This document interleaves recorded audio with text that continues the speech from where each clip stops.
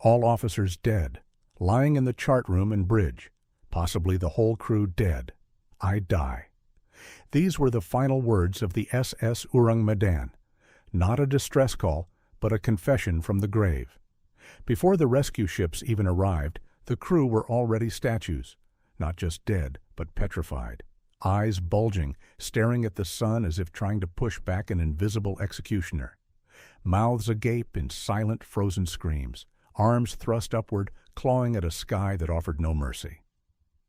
This is not the story of a shipwreck. It is the story of a massacre where no weapon was ever found, and a mystery that the ocean swallowed whole. June 1947. The Strait of Malacca. A vital artery for the world's commerce, positioned between the western coast of Malaysia and the sprawling Indonesian island of Sumatra.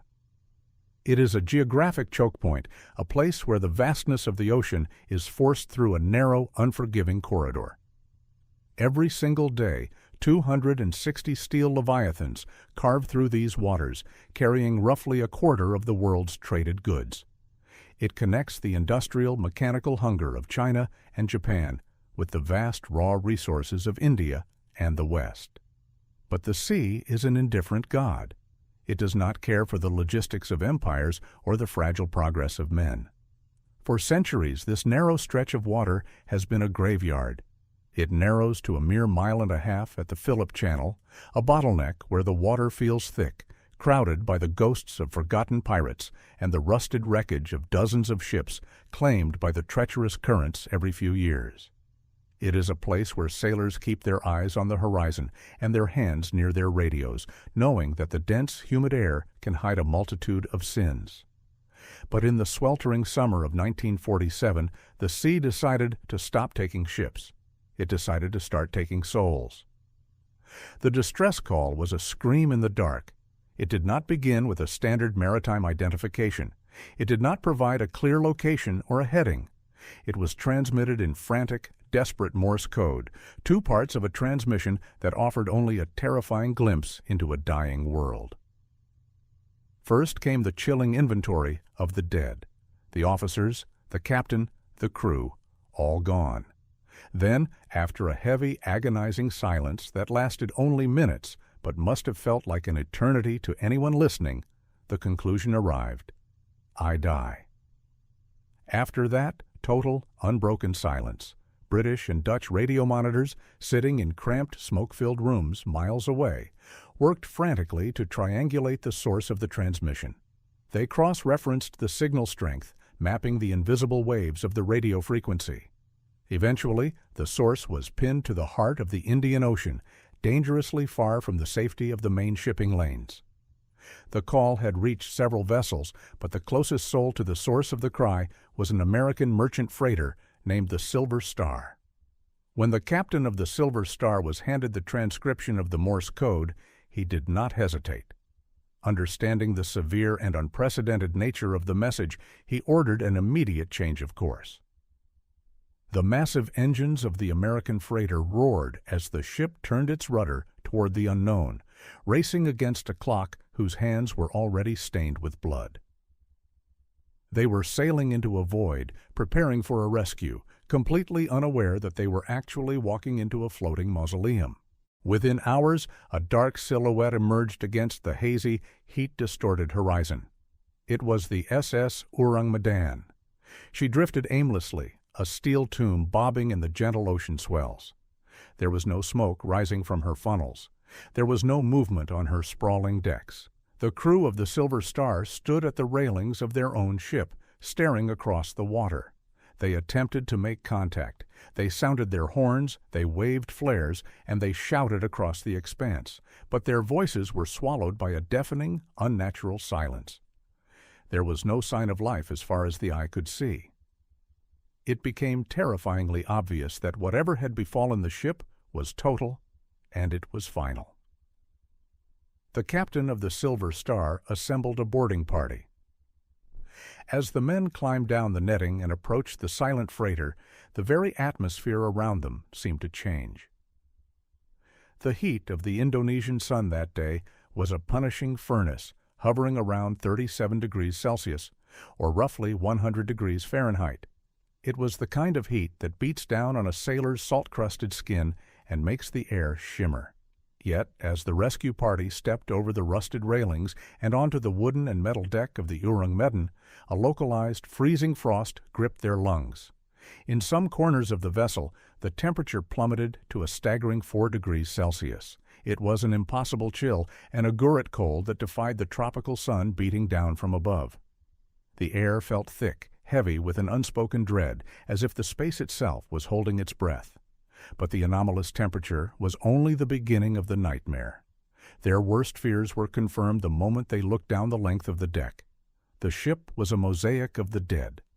The Dutch crew lay scattered across the main deck like discarded mannequins. Every single corpse was found lying on their backs, their faces turned upward, petrified by a glimpse into a dimension of pure terror. Their eyes were wide open, bulging from their sockets, staring at the blazing sun as if trying to push back an invisible, descending executioner. Their mouths were agape in silent, frozen screams. Their faces were twisted into grotesque caricatures of fear, and their bodies were locked in rigid, unnatural positions. Arms were thrust upward, fingers curled into claws, giving the overwhelming impression that they had been fighting off an unseen enemy.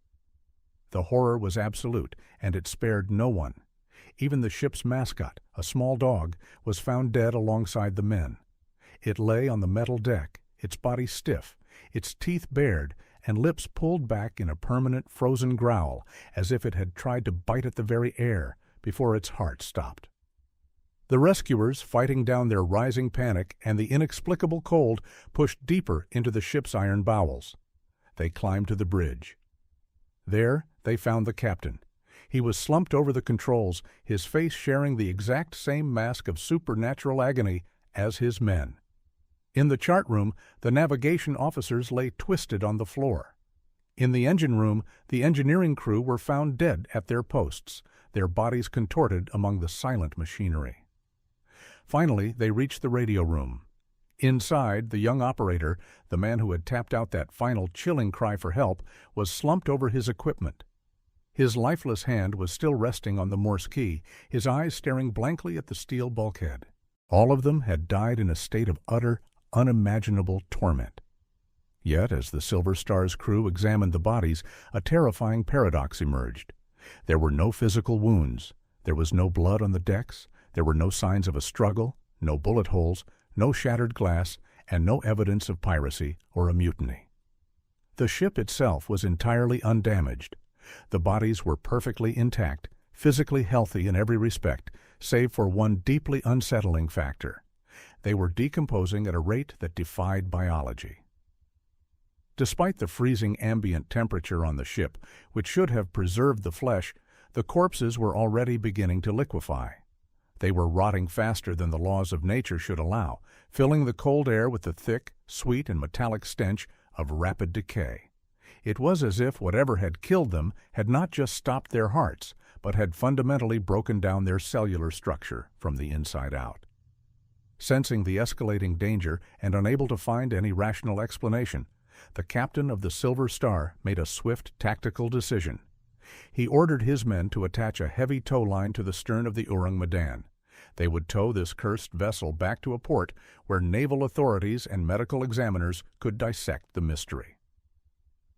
The rescue party secured the thick cables and quickly retreated to the safety of their own ship, eager to leave the floating graveyard behind. But the Ourang Medan was not finished keeping its secrets. Barely had the tow lines been pulled taut when a sudden, ominous change occurred. Thick, dark, and acrid smoke began to billow violently from the lower decks, specifically pouring out of cargo hold number 4. It was not the gray smoke of a wood fire, it was a dense, chemical cloud. The captain of the Silver Star shouted the order to cut the lines. The crew scrambled, swinging axes to sever the heavy ropes just in time. Seconds later, the SS Ourang Medan was torn apart by a massive, catastrophic explosion. The force of the blast was so spectacularly violent that the entire hull of the massive freighter was lifted completely out of the water. Steel twisted and shrieked as the ship was gutted from the inside. Then, as quickly as the fire had erupted, the ocean swallowed it. The The ship rapidly disintegrated and sank into the dark, crushing depths of the Indian Ocean, taking her secrets, her toxic cargo, and her crew of petrified men down into the abyss. No one on the Silver Star was injured in the blast, but they were left with a psychological scar that would never heal, and a mystery that would haunt the maritime world for over half a century. In May of 1952, the United States Coast Guard officially reported the incident, bringing the legend of the Ourang Medan out of the whispered rumors of sailors and into the public eye. The report sparked a wildfire of speculation. Had the ship been attacked by a supernatural force? Was it a victim of a methane bubble erupting from the ocean floor? Or was it something far more sinister, a government experiment gone terribly wrong? Investigators and historians soon hit a massive, impenetrable wall. The name SS Ourang Medan did not appear in any official maritime records. It was not listed in Lloyd's Register of Shipping. It was not registered in any port in the Netherlands or Indonesia. She was a ghost ship before she ever touched the water. For years, skeptics used this lack of documentation to dismiss the entire event as a maritime tall tale. However, in 1954, a German author named Otto Mielke published a highly detailed booklet about the case, reportedly confirmed by a surviving crew member of the Silver Star. Mielke's research revealed a darker, highly classified possibility. The Ourang Medan was not a standard merchant vessel. She was likely a smuggler's ship, operating completely off the books, carrying a lethal, undeclared cargo. The record suggested she was heavily laden with potassium cyanide and nitroglycerin. This theory provided a terrifyingly logical sequence of events. The ship was navigating far from standard shipping routes to avoid detection. Seawater, breaching a poorly sealed cargo hold, could have reacted violently with the potassium cyanide, releasing a massive cloud of toxic, invisible gas. This gas would have swept through the ship's ventilation system, suffocating the crew in minutes. As the days passed and the ship drifted, the encroaching saltwater eventually reached the unstable nitroglycerin, triggering the final explosive erasure of the vessel. But cyanide, while deadly, kills quickly. It causes asphyxiation, but it does not typically leave its victims with the twisted, clawing expressions of extreme, sustained agony found on the Ourang Medan.